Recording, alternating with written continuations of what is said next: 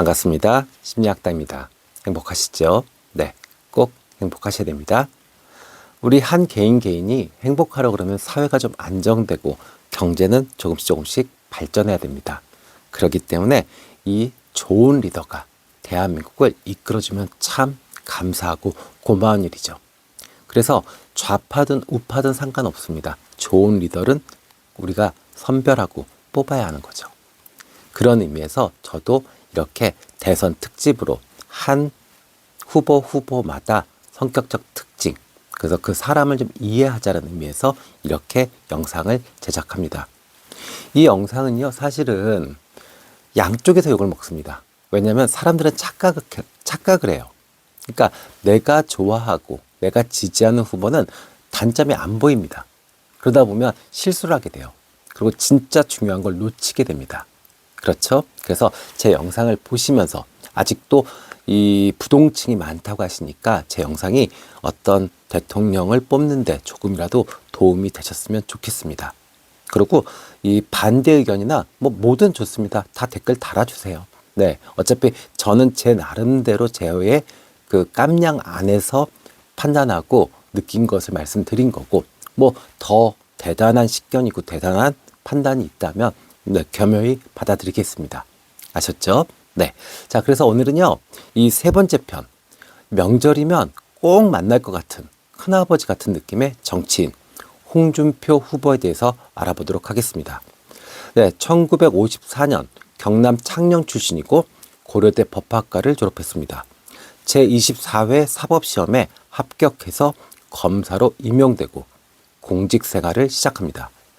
자, 경력은 많은 분들이 아실 거예요. 그죠? 검사로서의 경력, 모래시계 검사. 그렇죠. 그래서 서울지검에 재직 중일 때 슬롯머신 사건, 그리고 범죄와의 전쟁 같은 아주 굵직한, 그리고 정말 이 핵심, 정치권과 연결되어 있는 핵심을 건드렸죠. 1996년 국회의원에 첫 당선되고 내리 5선 국회의원이 됩니다. 그리고 또 당 내에서는 원내대표, 당대표도 역임하게 되고 대통령 후보로서 선거도 치러보게 됩니다. 그리고 경남도지사 또 대구시장까지 역임을 합니다. 공백이 거의 없는 빡빡한 공직 생활을 계속 이어옵니다. 스케줄상. 그죠? 그러니까 그만큼 일 욕심이 많고, 그리고 어느 면에서는 조금 워커홀릭 같은 느낌이 좀 듭니다. 자, 그러면 이런 성격의 홍준표 후보는 어떤 성격적 장점을 갖고 있을까요? 첫 번째, 강한 추진력과 결단력입니다. 검사 시절에도 눈 하나 깜짝 안 하고 강단 있는 수사를 진두지휘했습니다. 그리고 정치인으로서도 논란, 분쟁 이런 것들이 생기는 이슈를 거부 안 하고 밀어붙입니다. 그래서 경남도청을 이전한다든지 또 무상급식 같은 것을 폐지한다든지 그런 결단을 내리죠. 이것이 옳다 그르다를 떠나서 일단 결단력과 추진력은 대단한 거 맞습니다. 자, 두 번째는요, 직설적이고 솔직한 화법입니다. 대단히 간단하고 쉬운 화법을 씁니다. 그렇기 때문에 지지층에 강한 신뢰를 주죠. 쉽게 받아들이니까 쉽게 움직일 수 있는 겁니다. 그렇죠? 그러나 이런 표현들이 과격한 비난, 그리고 또 진정성이 의심되는 그런 것으로도 오해가 될 수 있죠. 그래서 이거는 장점과 단점이 함께 공존하는 그런 성격입니다. 자, 세 번째입니다. 현실 감각과 언론 전략이 뛰어납니다. SNS 활용이 능하죠. 그리고 또 심지어는 본인 유튜브 채널도 상당히 잘 운영합니다. 그러니까 실제로 온라인 언론을, 이 여론을 주도하는 그런 힘이 상당히 강한 정치인입니다. 거의 보수 진영에서는 유일하죠. 사실은 이런 것들은 좌파 정치인들이 상당히 잘하는데, 그죠? 친대중적인 어떤 이 채널 같은 것, 또 SNS 계정 유지, 이런 것들을 좌파들이 참 잘합니다. 그런데 이 우파들은 잘 못하는데 거의 유일하게 잘하는 그런 정치인으로 알려져 있죠. 자, 그 다음에 또 있습니다. 네 번째는 풍자와 촌철살인의 언어입니다. 상대 진영에 대해서 풍자, 그 다음에 어떤 조롱, 그리고 쉽고 명확한 어떤 정의를 통해서 이 프레임 선정에 상당히 능합니다. 이것 또한 우파 정치인한테는 잘 보이지 않는 특성이죠. 네, 왜냐하면은 이 프레임이라는 것은 사실은 좌파 정치인들이 참 잘합니다. 좌파의 어떤 특성상 그래요. 왜냐하면 이 여러 분리되어 있는 그런 집단이라든지 이권들을 하나로 이렇게 뭉쳐야 됩니다. 그래야 세력이 되고 정치화 될 수 있거든요. 근데 그런 것들을 이 좌파들은 원래부터 이렇게 학습이 잘 돼 있어서 프레임을 던지고 하나의 이슈로 이렇게 묶는 그런 능력이 좋죠. 근데 우파는 매번 그 프레임에 당하는 거죠, 결국. 근데 이 홍준표 후보는 오히려 본인이 앞서서 프레임을 만들 수 있는 우파에서는 거의 유일한 정치인이라고 볼 수도 있습니다. 자, 다섯 번째는요, 도전의식입니다. 이 홍준표 후보 같은 경우는 자기가 하겠다라고 하면 찬밥, 더운 밥을 잘 안 가립니다. 그리고 지위 고하를 사실은 잘 가리지 않고 도전해서 결과를 만들어내죠. 대표적인 사건으로 지금도 탄핵 시국이지만 박근혜 대통령 탄핵 시국 때 사실은 모두가 다 포기했던 대통령 선거를 정말 막걸리 마시면서 그저 전국을 유람을 합니다. 거의. 그죠? 예. 뭐 연설 같은 건 들으려고도 하지 않으니까 그냥 뭐 트로트 노래나 불러주면서 전국을 돌아다니고 결국에는 꽤 괜찮은 득표율을 얻게 되죠. 물론 뭐 그 당시에 대통령은 문재인 대통령이 됐지만요. 자, 그러면 단점은 뭐가 있을까요? 단점은 독선적인 리더십이 문제라고 합니다. 네, 독고다이 유명하죠. 네, 그래서 어떤 뭐 의견 수렴이라든지 어떤 조종이라든지 이런 것보다는 본인 의사를 그대로 실천할 수 있는 그런 부하 직원, 동료들을 원합니다. 그러다 보니까 당 내에서도 사실은 갈등이 좀 많은 스타일이죠. 자, 두 번째는요, 과격한 언행. 그리고 이것으로 인한 논란이 끊임없습니다. 너무 솔직해요. 그죠? 그러다 보니까 이 직설적인 묘사, 표현이 결국 논란을 자꾸 만들어냅니다. 또 이것은 결국 당 내의 갈등도 만들어내게 되고, 그리고 또 불협화음이 자꾸 밖으로 새 나가는 그런 스타일이죠. 자, 또 있습니다. 세 번째 단점은요, 감정 표현이 너무 직선적이에요. 감정을 숨기는 법이 없습니다. 표정에 다 드러나요. 말에 다 표현됩니다. 그러다 보니까 어떻게 돼요? 이 반대 진영뿐만 아니라 동료와도 갈등이 생깁니다. 이것의 가장 큰 문제는 인복이 없어지죠.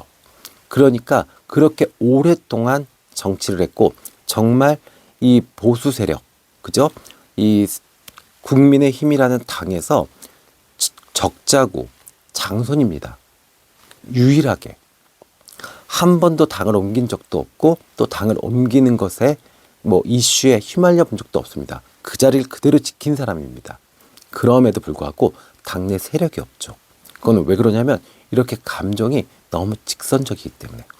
그러니까 이것이 사실은 인간 홍준표를 계속 발목을 잡는 가장 큰 원인이 되는 겁니다. 자, 네 번째는요. SNS 그렇게 잘하고 풍자와 해악이 있는 그런 정치인임에도 불구하고 이미지가 꼰대 이미지로 갇혀 있습니다. 네, 이 스타일, 언행 이런 것들이 고압적이고 항상 가르치려고 합니다. 난 다 알아. 그러니까 니들이 내 말을 따라야 돼.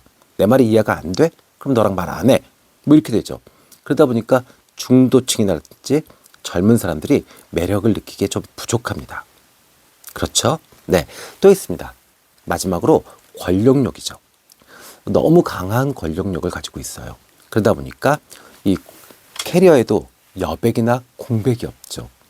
그러니까 약간의 어떤 서사에 있어서 인간미가 떨어지게 됩니다. 아, 저 사람은 그냥 일 열심히 하는 사람, 보수 꼰대 아저씨, 말은 맞는 것 같은데 사람은 별로야. 이렇게 됩니다. 이러다 보니까 사실은 이 정말 큰 자신의 어떤 목표, 대통령으로 가기에는 뭔가가 좀 부족하죠. 그래서 사실은 여백이 좀 있는 그런 분들이 사실 대통령이 잘 되는데 그러지 못하는 것이 조금 아쉽고 안타까운 면이 되는 겁니다. 자, 그러면 저는 이렇게 홍준표 후보에 대해서 조금 관심 있게 조사를 하다 보니까 문득 떠오른 인물이 있었어요. 그거는 여러분들이 공감을 하실지 안 하실지 모르겠지만 흥선대원군요. 네, 조선이 멸망해 가는 그 마지막 그 어떤 틀이라도 잡아서 질서를 유지하고 다시 한번 나라의 기강을 한번 세워보려고 했던 그 흥선대원군과 너무나도 맞닿아 있더라고요. 사실 그래요. 지금 이 국민의힘이 민주당보다 뭐 의석수가 작다. 그래서 보수의 위기다. 아니면 대통령을 잘못 뽑아서 이 사단이 나서 보수의 위기다. 그게 아닙니다. 사실은 근본적인 원인은 전 세계가 같이 앓고 있는 문제입니다. 모든 가치의 기준이 우파보다는 좌파가 더 매력적이에요. 네, 자유보다는 평등, 노동보다는 복지, 그리고 다수의 어떤 힘, 뭐 어떤 추진력 이런 것보다는 약자를 보호하고 함께 살아가는 이런 것들이 훨씬 더 매력적인 사회가 됐습니다. 그러다 보니까 보수의 가치를 이야기한다. 그것을 지키겠다라고 하면 누가 나와도 꼰대입니다. 네, 근데 또 이미지마저도 이렇게 고압적이고 또 이렇게 단호하게 가르치려고 하면 정말 받아들이기가 좀 어려운 그런 이미지가 되죠. 그럼에도 불구하고 홍준표 후보는 당을 지금까지 끝까지 지켰고 보수에서 한 발자국도 물러서지 않고 그 자리를 지킨 정말 이 종갓집, 망해가는 종갓집의 네, 정말 장손 같은 느낌, 그런 느낌이 듭니다. 자, 그러면 흥선대원군과 이 홍준표 후보를 조금 더 알아볼까요? 네, 일단 역할을 좀 볼게요. 흥선대원군은 조선 후기 권력의 공백기가 생겼습니다. 그 시기에 등장한 실세 정치인이죠. 홍준표 후보도 항상 마찬가지입니다. 보수가 잘 나갈 때는 홍준표 후보는 역할이 없어요. 네, 그냥 국회의원이거나 아니면 어디 지방의 뭐 자치단체장이거나 뭐 이렇습니다. 그런데 보수가 위기가 오고 분열기가 되면 항상 중심을 잡기 위해서 나타나게 됩니다. 자의반 타의반으로 그런 역할을 항상 수행하죠. 자, 이미지 어떨까요? 흥선대원군은 고집불통, 세국주의, 그러나 개혁과 독재의 양면성 또한 갖고 있습니다. 개혁도 많이 시도했죠, 사실은. 근데 그것이 실패한 것뿐입니다. 홍준표 후보도 마찬가지죠. 고집불통, 독고다이, 그죠? 소신 있는 모습, 그리고 보수의 적통.